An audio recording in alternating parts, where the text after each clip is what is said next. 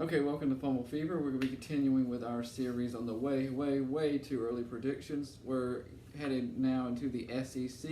We're going to be starting with the SEC East for this video, the West in the next video, and alphabetically speaking, we're going to start with Florida, and I'm going to throw it over to you. I got them doing pretty good this year. Okay. I don't know if Florida fans will be happy with what I have for them, but I think it's pretty good. 10-2, second in the East, 6-2 in conference. I don't know if you have the same record or not. Probably exact same. Yeah, we always start the videos off that way. Yeah, I think we have started almost every we've video. started it. Yeah, we have. That's weird. It really is, but the two losses are LSU and Georgia. Okay. I have pretty similar views. Like I said, 10-2 for Florida. I think they, recruiting wise, like most years, they mostly defense. Almost the whole entire recruiting board with defense. Mm-hmm. Even one of their quarterbacks that they have coming in plays defense. Actually, a defensive tackle, 230-pound defensive tackle. But they were able to get something that they needed on offense, which is receivers, and they'll be coming in to help Kyle Trask. So. They'll be able to help him out and get some offensive production going and see if they can get the ball flowing a little bit. I think Dan Mullen's done a wonderful job in Florida. I think they've been improving each and every year. I think this is another step in the right direction for the Gators. And my two losses, though, are a little bit different. I have them losing to LSU, but I actually have them losing the next week to Ole Miss, because in that stretch they play LSU, then at Ole Miss. They have a bye week before they face off Georgia in Jacksonville. So I think Ole Miss is a trap game. It's going to trap them. So you got Florida in the SEC championship game? Well, we'll get to that at the end of the video. Okay. I'll let you know at the end of the video how that's going to go.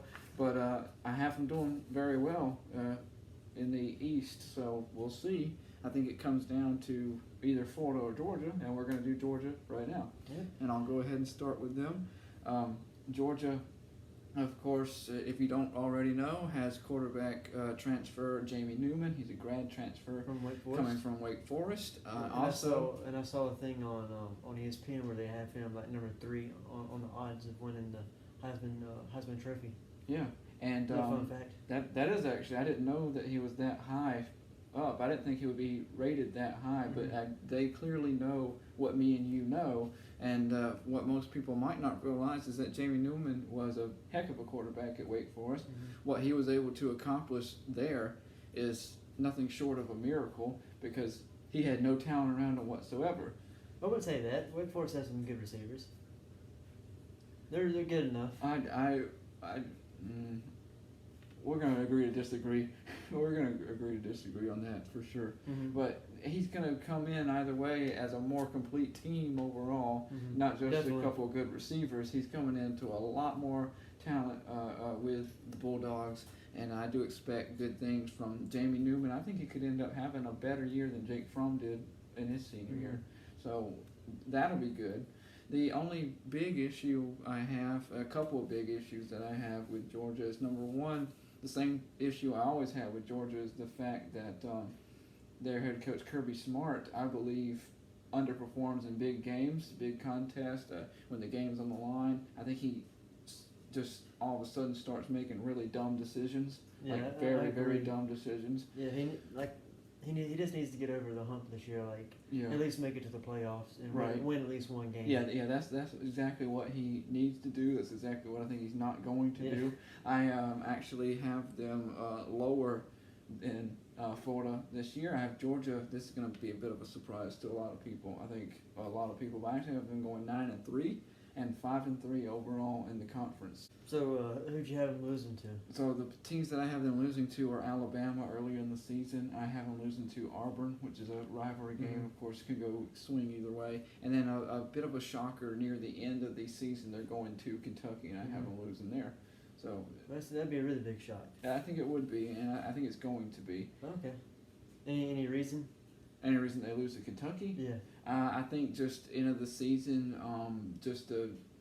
it's a tougher game than a lot of people might realize. I think Kentucky's going to be a better team overall this year. I think Georgia always has that one game usually where they lose, kind of like what they did with South Carolina last year.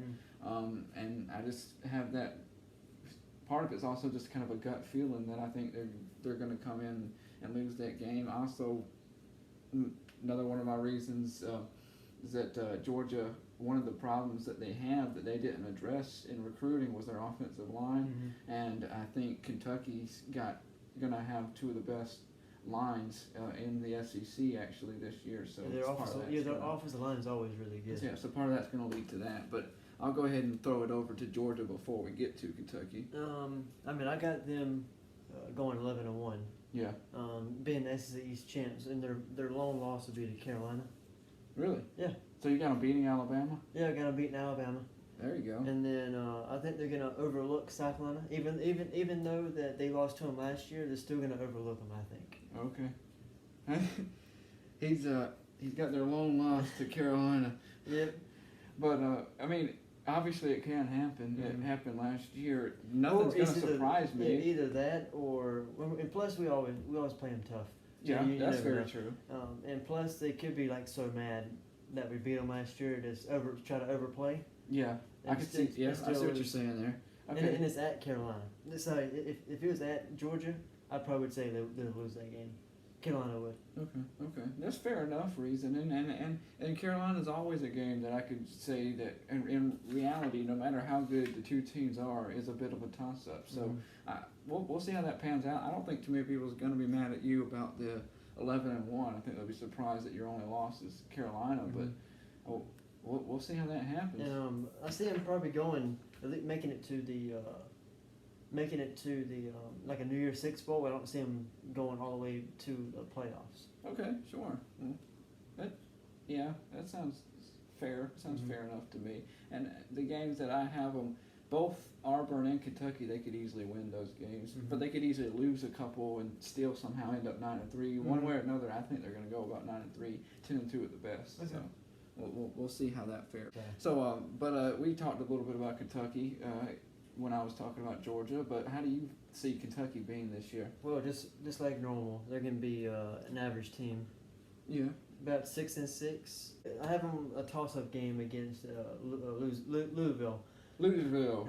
I want to say Louisiana, but I have them on like a toss-up game against Louisville. I wrote down they lost, but they could be 7-5, 6-6. Yeah. But that's kind of what you expect from Kentucky. Yeah, but they do get back to a quarterback this year. Yeah, they do. He's that just leads me straight into my point. So good transition there without even knowing it. Their Oh no, I knew it. Oh yeah, I'm sure you did. Deep in your head, you knew it because you always know what I'm about to say somehow. Terry Wilson is their quarterback coming back next year. He is still hurt. He is not going to participate fully in the spring game. We will keep you posted on how long that injury is expected to linger, but I believe he will start game one for Kentucky. Hopefully for them, he will be able to start. If not, for first time in a while, a big improvement from last year. They have 3 quarterbacks behind them, which is and they had like they had a wide receiver. That's what I was just about to say too. So you really got to get out of my head. So yeah, last year they had a wide receiver playing quarterback. So that's a big improvement. And he's probably in the first round, I think. First round draft pick. The draft pick, yeah. He was a great. But anyways, so it obviously a big improvement just to have quarterbacks on the roster. And overall, I think they did very well in recruiting. Surprised me the way that they were able to 23rd recruit. nationally. Well, if you look at yes, 23rd in what we use to measure it, which is 247 Sports. And but, 9th in the SEC. Right, which is not bad. The SEC is still 7 out of the top 10, in the top 10 is the SEC, so that's amazing. But if you look at some other people, Rivals actually has them as high as 15. Really? Yeah, they do. So it depends on who you're asking, of course. I trust the 247 Sports. Yeah, a little I think more. they averaged the 2 of them, I think. Right. But still, very, very high for Kentucky. So that impressed me a lot. They have a 5-star defensive tackle coming in, Justin Rogers. So I think he's going to be phenomenal. I think he'll get going right away. Both, like I said, with Georgia, the offensive line and the defensive line are going to be great for Kentucky this year. And overall, that leads me to believe that they can pick up some wins that they probably shouldn't like I said, with Georgia at the end of the year, I'm going 8-4 overall and 4-4 in the conference. So not bad for Kentucky. Yeah, it's pretty good. That's a fairly good year. And I haven't won against Louisville. I don't have that as a toss-up game. Okay. In my opinion, I think it's an easy win for them. Okay. I can see that too. But okay, heading on to Missouri, Yeah. the other Columbia. The other Columbia, where things I believe in my eyes are getting a lot worse. They of course have lost their quarterback Kelly Bryant. He's actually been at the NFL scouting combine. I've heard agents, people that are analysts that are watching the game very closely say that he's probably not going to get drafted. His best choice is an undrafted free agent. They said he has the talent, the size, but he's inaccurate, especially down the field. So he's got to work on that and work on some other things before he can go further. But I would love to see him be able to make it, or just to have his chance. Is pretty amazing for a guy that came from Wren High School, which being you both graduated with Kelly Bryant. We personally know him, so it's really awesome to see. But like I said, they're going to be without him. They've also got a new head coach, Eli Dinkwitz. He's coming in. He's already said that he's going to change a lot of things for Missouri. Like a lot of the coaches that have came in on this coaching carousel, they came in and said, we're going to change the culture. We're going to switch everything up. And he's made a lot of promises in Missouri that things are going to get better. Yeah, you never know. They could work. I'm sure it might work eventually. I just don't think it's going to get better right away. Of course. They have a really crowded wide receiver class, which they need receivers because they have to place what everybody just calls him O, because nobody can say his name, but that phenomenal receiver from last year, who's most certainly heading to the NFL. Unlike Kelly Bryant, he will definitely end up on a team helping somebody out. But so they have to replace O. They have plenty of receivers to choose from. It's just going to be choosing the best guy and figuring out who that is. I think they have 5 receivers total coming into this recruiting class. So I wouldn't expect much. They are allowed now to go to a bowl game, but they're not gonna, because they're not gonna make it with their overall record. I have them real close though, 5-7, 2-6 in the conference. So if they could flip one of those games, that would be real nice for them. I got the same thing, 5-7. Okay, we're back on the same page now. I don't think they did too well in the national recruiting. They did number 50 overall and number 13 in the SEC, which if you think about it, it's not too bad, but there is 130 something teams. It's right in the dead center, pretty much. Almost, yeah. Like you said, they have a wide receiver coming in, Javon Hester. Yeah. He looks pretty good. He has a good size. I think he should push for starting time, I think. Yeah. Yeah, well, and we'll see who that guy is, their main guy at the receiver spot coming up next year. I'm really excited, not just to see how Missouri handles a new everything really, but how a lot of teams handle some new things, new pieces coming to them. One of those teams who has some new pieces now is South Carolina. Your Gamecocks got a new offensive coordinator in Mike Bobo. You want to go ahead and tell me how you think they're going to fare? This is going to surprise just about everybody. You were telling me that it was going to surprise some people. And this isn't just because I'm a Carolina fan. I don't think. It's hard for people to hear you say that and actually believe you. I got them going 9-3. Wow. And 6-2 in the conference. Wow. Hey, but at least I ain't got them winning the conference. That's pushing for the East. Yeah. I got them number 3 in the conference. They're behind Georgia and Florida. Yeah. So it's not over the top crazy, but I got them going to the New Year's Six bowl. Okay. Especially with a couple weapons coming in with Marshawn Lloyd. He should be a beast out there. And he's the highest rated running back since Marcus Lattimore. That's big honors. And Jordan Birch for the defensive lineman. A lot of people excited for him. Super excited. I'm super excited. Yeah. He's number 8 nationally and number 1 at his position, and he's the second highest recruit to ever sign for Carolina, behind Clowney, of course. Right. And it's a make it or break it year for Muschamp, pretty much. It is. I think every year's make it or break it, but they seem to not agree with me. I still don't like Muschamp being there. Once you give them $20 million, like a $20 million contract, it's kind of hard to get away from them. Fair enough. Once you've sunk all that money into it, yeah. And I think if he doesn't win at least 7 games, he's probably out of there. Okay. Well, then I have them out of there then. But I'll get to what the actual record is here in a second. I'm not as high on like 9-3 high, but I do think it's an improvement from last year. Mhm. I will say Yeah, that. I mean, even if we don't get 9-3, we will have a better team overall. You will. Pretty much. Yeah, they will. I'm But maybe certain. the record probably won't show. I mean, I think the record will show. Yeah. But you're thinking that That maybe they have a way better team, but they just don't quite get some of those Yes. wins. That's kind of how I'm feeling. I think the team's going to be a lot better. I think the offense is going to be much improved. Mike Mhm. Bobo was an exceptional hire, I believe. They've got good quarterback play, and not only at the starting position, but at the backups as well. Jay Ertz, another guy from Rennes, is one of the backups, but one of the guys I'm excited for the future is a 4-star quarterback coming out of Myrtle Beach, Luke Dottie. And they got a guy, Joyner, who was a quarterback last year, and they switched him over to wide receiver. Because he can finally play receiver Yes. like he's supposed to be doing. So they have quarterbacks on their roster. If Ryan Helinski is to go down, they have some guys that are somewhat capable of getting in there and not completely falling apart.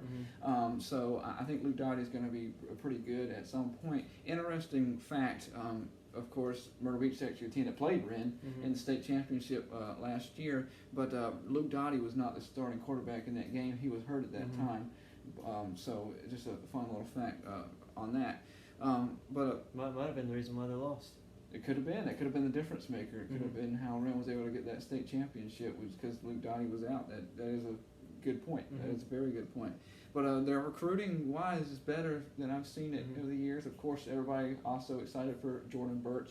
I have a guy that wasn't recruited this year because he's a sophomore, but a guy that you should watch out for in the running back game, along with Marshawn Lloyd. A guy that Mike Bobo likes a lot is a guy by the name of Deshaun Fenwick. Deshaun Fenwick he showed a lot of promise. From what I saw, he had a lot of bursts. He just hit the holes like he's supposed to, pretty much. And he's a fairly big running back, 6'1", 230 pounds. Yeah, he's a bruiser. Yeah, he's a bruiser. He's going to be hard to take down, and I think that's a name worth repeating. Deshaun Fenwick is going to make a name for himself. Kevin Harris, this year. he's pretty good too. Yeah. Well, you know all the guys. Yeah. I know. I knew as soon as I said Deshaun Fenwick, that was going to spark something within you because you already knew about that. But a lot of people at the home, they're going to be focused on Marshawn Lloyd. Don't forget Deshaun Fenwick because you got two guys now. I think Mike Bobo said that he's going to start 3 of them, but he's going to play like 3 running backs pretty much. That could be good. That could go one of two ways. So they must be pretty evenly matched. I think they are. If he's going to hand the ball for 3 different running backs. Yeah, I think they are, and I think that it's great to hear because it answers a lot of questions a lot of people had was who's going to fill that running back spot after some of the decent running backs that they've had over the past 4 years. You know, it's been 3 seniors left. Right. From the running back position. Right. So it's up in the air. A lot of people are unaware of what's it going to be like, how's it going to be, and I think they're going to fare just fine running back wise. I don't know that they're going to fare that great record wise. But overall, I think they get back to a bowl game and they go 6-6 and 2-6 in the conference. So not great conference play at all. But at least they pick up some wins out of conference. So that'll be good. Yeah. Heading on to Tennessee. Yep, headed on to Tennessee. Tennessee is one of those teams that every you look at them, you're like, hey, they recruited pretty good. They should end up faring pretty well. It's another one of those years where I thought, well, they recruited pretty good. They should end up faring well. Yeah, number 10 nationally. They got some 4-star talent. One of them, Kayshawn Lawrence, is a guy. He's a safety. He's going to fill a spot that they desperately needed in the secondary. He actually was good enough to where he was able to turn down offers from teams like LSU, Alabama, and Oklahoma to go to Tennessee. So big win for Jeremy Pruitt there. I think they're going to improve on defense, and I think they're going to improve with a 4-star Harrison Bailey. They're saying that he could end up on the field at some point as a quarterback. He's actually a 3rd string right now behind Gutiermo and the second string quarterback behind Gutiermo, and then it's Harrison Bailey. But he's a freshman coming in that they think he could end up, especially if things are to go wrong for Gutiermo, which I expect they probably will at some point. Then Harrison Bailey could end up coming in, and he's an excellent talent that they recruited there. So recruiting-wise, I think they've done well. But Tennessee-wise, with the history that I know that they've had, I think they're probably going to lose some games that are going to be disappointing. And I've got them finishing at 7-5 and 4-4 in the conference. I'm thinking you're reading my notes, honestly. Sometimes I feel like we are telepathically doing but, something. I'm gonna make a prediction that you're probably not. I got them No. going 7-5 Yeah. overall and 4-4 in the conference. They're, like you said, they're a better team overall, Yeah. but the record won't show it all. Yeah. And I think Jeremy Pruitt's going to lose his job at the end of the year. Really? Yep. I'm not sure if 7-5 for Jeremy Pruitt loses his job or not. To me, it's iffy. I think Depends on who it is that they beat. You know what I'm saying? Tennessee fans are going to be calling for his head pretty much if they go 7-5. Tennessee fans are going to call for your head no matter what, because that's just kind of how they do. You know, If he doesn't go 9-3, there's no way he's keeping his job. Yeah. Well, I don't. We'll see. It depends. Like I said, it depends on who they beat. For me, if I look at their record, Because they're going to look at the national ranking or the recruiting ranking, yeah. and be like, what wasn't he producing with all this talent? People in Rocky Top, though, to be fair, they're going to call for your head. If they think they're going to win a national championship every single year, that's the expectation in Tennessee. Like literally, no matter how bad they did the year before, the fans there always think that they're going to win a national championship. I guess you got to though. Well, I know, but you and I both know that realistically, I know you and I as fans, if we know that we're not going to win a national championship, then we just know. You know what I'm saying? I remember going into the start of last season talking about like Carolina. You weren't saying they were going to win a national championship. You weren't even sure if they were going to go to a bowl game because you were being realistic. And we try to be realistic on this show. So if I'm being realistic, 7-5 sounds about right for Tennessee. Yeah. But if you're Rocky Top faithful, then realistic's not really your game. I know. I would say, Sometimes. not to offend any Tennessee fans, but Not many around here. you never know who's listening. That's true. I have gotten some people around the country watch some of these shows, which is awesome. Awesome. We'll keep it up, and if you like it, tell your friends, and let's continue to expand because we obviously don't center on just the local teams. We're going national every week, every time, every video. So watch it if you're in Tennessee, and if you're in Tennessee, maybe you don't like Tennessee, maybe you like Vandy. Hopefully not. Oh, yeah. head to that. We have to head down that pit of despair. Well, this is going to be two teams from Tennessee that lose their head coach. Nice. I think. Nice. Not very nice, but. Yeah, it's a very sarcastic nice, of course. Derek Mason, I think he loses his job after this season. You are reading my notes. Yeah. Now we're really on the same page. They're going to go 5-7. Not terrible for Vanderbilt, but it's still not good. Right.